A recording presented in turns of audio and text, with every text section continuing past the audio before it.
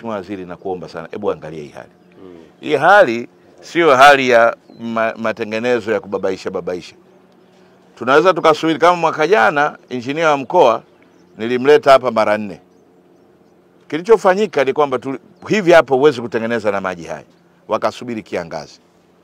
Wakaweka udongo, wakakandamiza na nini na hivi, lakini karavati za kupitisha maji zilikuwa chache.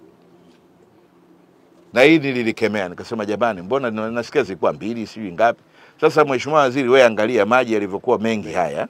Alafu unaweka kikaravati kimdomo kimoja hapa, kingine kule. Matokeo yake huo udongo na nini, kila kitu kilipopandishwa hapa kikafanya nini? Kikasenzuliwa. Kweli si kweli? Kweli si kweli? Kweli.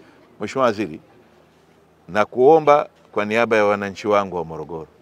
Hii ni sehemu ya biashara kubwa, ni biashara pana. Lengo letu kwa mkoa ilikuwa hii barabara ambayo imeandikwa kwenye utekelezaji wa ilani, lakini pia kwenye mipango ya mwaka jana ya wizara yako.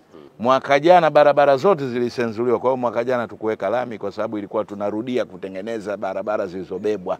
Morogoro ni kubwa sana.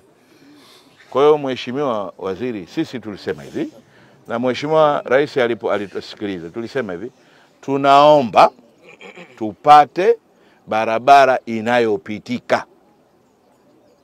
Tukipata barabara inayopitika uhai upo. Lakini hivi Mheshimiwa haipitiki kabisa. Kwa hiyo nakushukuru sana Mheshimiwa Waziri sana. Nimetumwa na jemedari wetu, kinara wetu, Rais Daktari Samia Suluhu Hassan. Amenituma nije kwenu Wanamlimba kwanza kuwapa pole. Rais Samia anasema poleni sana kwa kadhia iliyowapata na changamoto iliyowapateni. Anayo taarifa ya kutokea maafa haya. Lakini vile vile amepata taarifa hata ya msiba uliotokea.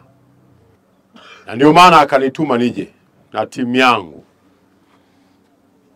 Moja, tuone namna ambavyo mmeathirika, na 2, tufanye kazi ya kurejesha mawasiliano, na 3, tuhakikishe ya kwamba tunaweka suluhu ya kudumu. Hapo vipi? Hapo sawa. Kwanza tuone ile athari. 2, turudishe. Lazima watu wapite. Alafu 3, tuhakikishe kwamba tunaweka mpango wa kudumu. Watu wasahau changamoto hii, labda tena kudra za Mungu. Au sivyo jamani? Lakini jambo lingine alilonituma, amenituma niwaambieni, yeye Rais Samia anawapenda sana ninyi Wanamlimba, wana Morogoro. La kwanza, mtukubalie, kwa kuwa hii ni dharura, lazima tufanye kwa njia ya dharura, turudishe mawasiliano.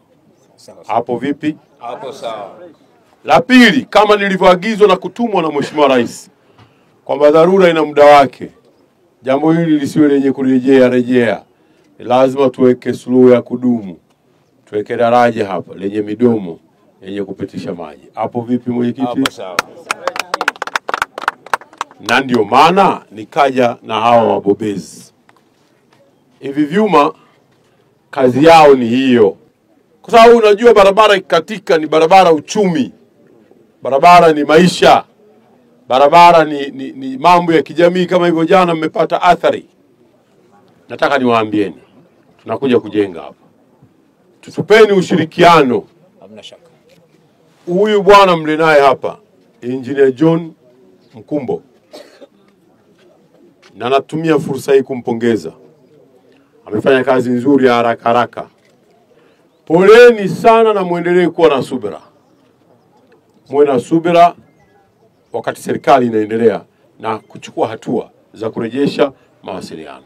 Tunamshukuru Mheshimiwa Rais. Jana mimi na kakangu Comrade Adam Kigoma Malima tulipomfikishia Mheshimiwa Rais na wakuu wa mikoa wengine, sio ninyi peke yenu, mkoa wa Morogoro, tayari jana tu peke yake alituidhinishia fedha za dharura za mikoa yote, ikiwa ni pamoja na kule Lindi mlipoona tumekesha usiku na mchana siku 5 tunalala kwenye gari, bilioni 30. Mama Samia hoye. Yuko tayari. kwa ajili ya wananchi. Sasa zile zitaziba viraka na zitaanzisha majenzi yale makubwa ya madaraja, au sivyo jamani? Sawa sawa. Na nimekusifu hapa Bwana Mkumbo, lakini nataka uifanye kazi hii kwa weledi mkubwa sana na kwa viwango ambavyo vitatufanya wananchi waridhike kwamba kazi imefanyika. Hapo vipi? Hapo sawa.